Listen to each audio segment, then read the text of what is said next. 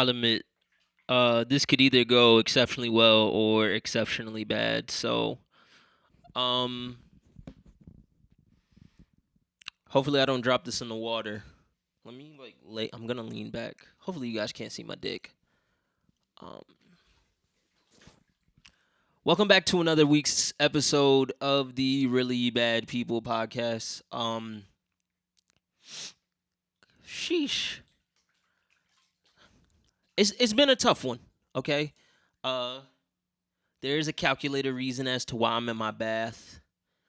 I needed to decompress. I think I'm becoming more and more out of touch with life. And I'm just so disconnected from the world, but at the same time, so connected. Like, I've never felt this level of disassociation with something as I'm so deeply immersed in it. It's kind of scary, you know? It's like the nigga Matrix right now. I'm like Neo, except I'm like dodging STDs and pregnancy scares with big women, which for them is probably just some indigestion. There's just been so much going on in my life that I needed to decompress this week. So you might be seeing my titties. I'm sorry. Uh, you know, but they wanted to make an episode. They wanted to be highlighted one week. So this is that. I was supposed to have a guest on recently. Recently as in the other day. And I'll be honest, I texted this person out of the blue and I was just like, "Hey, do you want to be on my podcast?" And they agreed almost immediately. All they asked for was when and where. So then I told them, I was like, "What's your afternoon looking like tomorrow?" They said, "No plans as of yet." So I'm excited. They said what time. I told them the time. They said, "Hey, can we push it back about an hour? I can get there between 2 or 3." I'm like, "Of course." So two hits, and I just didn't really get a confirmation on if they were coming, and I was cleaning. So I just wanted to hit the text like, "Hey, gate code is blah blah blah. Let me know when you're on your way." They said, "Oh, LMAO, I forgot. I'm not gonna lie." About 10 minutes later, I said, "Oh, hey, well, just let me know when you're coming." Or I said, "No, let me know if you're still down." And then they ended up ghosting me. Now, I'm about to get disrespectful. So in the next 5 seconds, if you're a woman, close your ears. I used to fuck this person. And I'm only using it as such a reductive term because quite literally this person was such a egotistical person when we was having sex. It was weird. She kept trying to reaffirm to herself that she was a bad bitch, even though she never felt like a bad bitch and she was insecure. And it used to aggravate me dearly. I couldn't even hit from the back with the lights on. It was getting weird. Now, I've mentioned it previous times. I'm not great at sex. I don't even think I'm good at sex. The women that allow me to have sex with them, God bless them. But this girl used to just hit me with all the pleasantries. And now I think about it, fuck you. I tried to give you the grace. I just wanted somebody that I had previously talked to on the podcast to explain why they ghosted me. Now, she didn't particularly ghost me. We kind of hit each other with the same text the same day, like, "I think we should, dot, dot, dot." More so because I think she wanted a real relationship. And honestly, I was just horny and depressed. And let's emphasize the depressed. I'm just angry only because this is her getting back at me, I think. And I'm trying to release that energy and not be so negative about it. I never made fun of her for her physical appearance. I actually liked her. I thought she was a great person. She used to vape a lot. That shit was fucking disgusting. And it stunk downstairs. So it's just I'm so filled with rage because it's like, damn, bro. People don't even keep that energy for you, but you gonna put that on them? That's fucked up. But this bitterness that's in me that just won't let it go, I should have just accepted it, but I can't. And I only can't because I think she's trying to get one up on me, and that fucking pisses me off. So that's why I had to take a bath. Because as I was gathering my thoughts on how I feel about the situation, I noticed I still can't be wrong in certain situations. So that's where I feel even more disconnected because I feel like as a society, we're going two different ways, right? Very bipolar in the way that we're going. But there is such a sense where I think we're becoming more sensitive and more sensible as human beings of all age ranges. I got my dad addressing trauma in his 50s.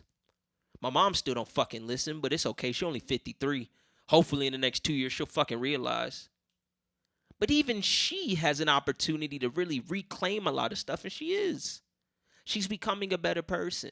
So for that person that skipped out on my podcast, it's still fuck you. But I'm trying to let go and be a better person. So now I'm sitting in my bath, absorbing the hot water. And I just want to recount on what a time I've had over the past few months. I've had some really dark times, the darkest of my life, to be honest with you. But what I will say from it, I think I've regained a sense of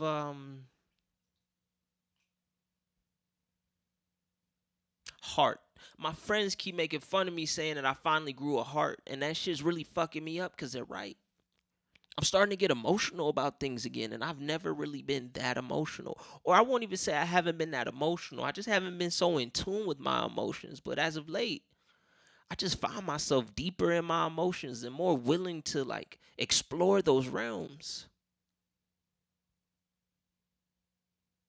See, the worst part about the girl that curved me on this podcast was that she had chin stubble, and I never mentioned it ever. I've never kissed a man before, but I think I know what it feels like. So I get it, ladies. I'm beardless. That's why I won't have no facial hair. That shit was annoying.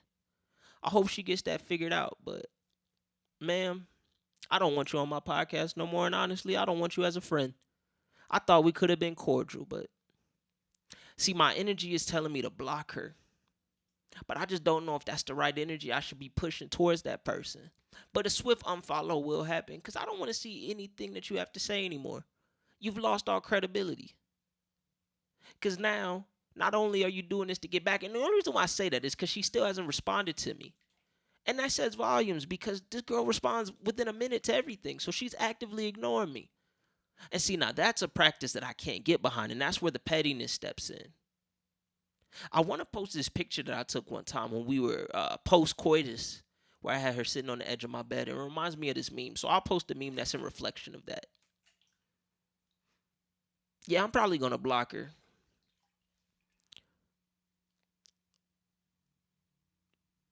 But yeah, man. I think now that I'm just so ready to crash out on so many like incidental and like very minute variables, I think it's time for me to start copping out like the white people, you know? So I'm going to start using the gay card the way white people use autism. I don't know if you guys have worked in the retail space, but that's become a new trend where white kids come in and do a shitty job and blame it on autism. I'm going to start doing that. Every time I say some crazy shit, I'm going to just be like, well, I'm gay. I feel like that's an untouchable source within the black community because the black gays truly do kind of exist in this realm of like acceptance almost, but also like dominance.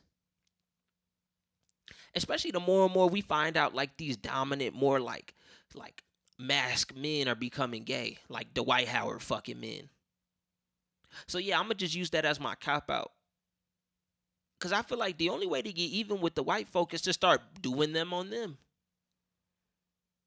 I'll hit my boss with the damn Justin, you didn't do work. And he gonna be like, well, you better not use the black card. I'm gonna be like, nah, you doing this cause I'm gay.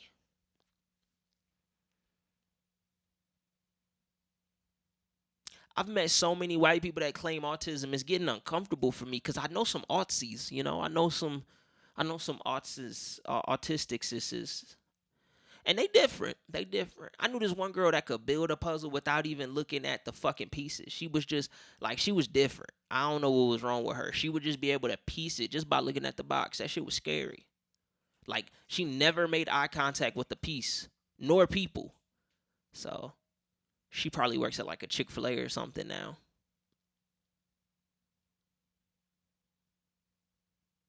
I don't know where I'm going in life, and that's why I think it's even more apparent that I need to like double down on the instances that feel more like concise and why I just need to be a dickhead more often. I've spent my life the asshole by virtue of people telling me I'm an asshole, but I haven't really taken full advantage of my assholeness. Like there's a former coworker of mine that still feels as if she has access to me, and I really want to tell her to eat a dick, but I won't because off rip we don't talk as much as I would say we ever did in the office. So it's not as if I have much of a relation with her, but it's just the sheer fact that she still thinks that she can hit me up at random times. It's crazy. All in all, I just find it so interesting that in this self-reflection, I've never not once pinpointed myself as the issue. So, gotta do better. But now that I'm thinking about it, I want to go over something that happened to me the other day, and it really aggravated me, but it also was a very eye-opening experience. So recently, I've been driving a lot of places, maybe 20, 30 miles a day, which for some is not a lot, but for me, I'm a homebody. I go to the job and I come back. That's a 3 mile difference. I'm driving 6 miles a day. So typically, I don't really go places, but I've been just going random places. Went to go see a movie with some friends the other day, and I got sick. Fuck you, Asa. Every time I get around this bitch ass, I get sick. But I was only sick for 2 days, so I'm not too hot. But what I've started to realize and recognize is that the niggas around me just can't drive. I seen 4 people speed past red lights, and I'm so confused because it's been on busy interstates. Or interstates? No, interstates is the big one. Just streets, busy streets, 3 lanes. It was on Peachtree Industrial Boulevard. How you running red lights in Peachtree Industrial with the Swanee police? That's different. So then I started to think about it. Who are the worst drivers? So I made me a top 5 worst drivers to ever exist. I'm gonna start off with my honorable mention. Any black man ever. Y'all niggas suck at driving. My dad is the worst driver I know, and that's including my mother. And I'm not a good driver. So I've addressed it with them myself. I don't know why black men like to lie and say they great drivers. Now, I done seen some good ones. But when the last time you seen a nigga, a full nigga, in F1 or NASCAR? I rest my fucking case. But that doesn't justify the others, because I will say my number 5 is white men in pickup trucks or large SUVs. Y'all are the worst fucking drivers. Every time I'm behind one, I'm getting fucking brake checked on fucking 85. Why this nigga going 75 miles per hour in dead stop traffic? I don't even understand how you could do both at the same time, but they fucking suck. Some of the worst drivers ever. Especially if they have like a college football team's logo either on that back window pane or on their fucking bumper. Not by their bumper, right by the license plate, that little ditch for the license plate. That's how you know they can't fucking drive. My number 4, white women with family-sized SUVs. They suck at driving as well. See, I was going to go all white women, but then I thought about it. It's really not. It's the motherly ones. See, back in the day, the good motherly drivers, especially the white women, you would see them with those little cutouts that show all the things that their family did. You know, like the mom was holding a fishing pole, the dad was holding, another woman, things like that. Those were the women that could drive. Those were the white women that could drive. And man, something happened in this new age when the millennials started having kids. All you 80s babies started having kids. Y'all niggas just gave up on driving because now they giving these sport Tahoes to these deranged white women. Blonde hair, Simply Southern t-shirt on. Simply Modern Stanley. They didn't go for the Stanley because they heard they got let. See, they're environmentally conscious, but then they also be trying to crash into everybody. They have no self-awareness, and they usually under 5'6". Now, see, I will say there are some good white women drivers. The ones who are overweight, not fat, overweight, that's a difference. Those are really good white women drivers. I really enjoy them. But the other ones, they just fucking suck. So if you're a white woman in a family-oriented vehicle, you fucking suck at driving. Number 3, Indian people with Mercedes-Benzes. I'm getting racial, but it's only because I got to speak to it. This is a demographic that I've become largely accustomed to given the area that my parents and I grew up in for an extended period of time for the past, 10 years? Now, I don't know if you've been to Johns Creek recently, but it's a lot of Indians, especially on that South Forsyth side. They different. And they got money. And it's all respect to my brown people. I do have some feelings about y'all people because of some of the racial things that I've encountered with you guys, but I'm going to let that slide. But you Indian people with Mercedes Benzes, is something about the aggressiveness in which you drive. I can't hold back the fucking resentment I get when I am in that area and I feel like I'm about to die every time one of y'all is behind me. Because y'all are either going 25 miles per hour in a 70 or you going 110 in a school zone. Midday, during pickup. It don't make no fucking sense. It's like the laws don't apply to y'all just because y'all the model minority. We're going to have to cut that shit out. Learn how to fucking drive. My number 2, black women in Nissan Altimas. I can't stand it. Y'all women cannot drive. Y'all get the little fuzzy little things. Y'all get the fucking pink or the bedazzled steering wheel. And it's like Mad Max for y'all niggas. Stop driving. Get off the fucking road. See, they talk about the plight of the black community without having a 2-parent household. No. The plight of the black community is giving these young girls keys to a car that can low-key hit like 190 horsepower. They don't need that much power. They need like a 110. They need a nice little Fiat. Them little Scion coupes. Nah, those is too fast too. Shit. Black women in Nissan Altima, stop fucking driving, especially if you in Atlanta, because you either doing one or two things. You either out here to kill somebody or you scamming. So I really just need y'all to get off the fucking road. I don't almost crash into y'all. Honestly, on top of the Nissan Altima, let's throw in Honda Civic or Toyota Camry. And it can't be a new Camry. It got to be an old Camry, but it got to be a newer Honda Civic. They all fucking suck. And my number 1. Men who drive minivans. Let me start off by saying this. This comes in all races, genders, not genders, really one gender, and sizes. I promise you. I done seen an Asian man cause a 7-car pileup at 2:30 p.m. right off Pleasant Hill exit in a Honda Odyssey. I done seen a Chrysler, I think it's a Caravan, driven by a 411 Mexican man, killed 3 families going west on 20. I done seen a black man in one of them Toyota minivans, but not the new ones, the old ones, 06. More than likely an African immigrant, crash into the side of a Stevie B's. Y'all didn't even know Stevie B's exist no more. Me neither. Because he's taking them out one by fucking one.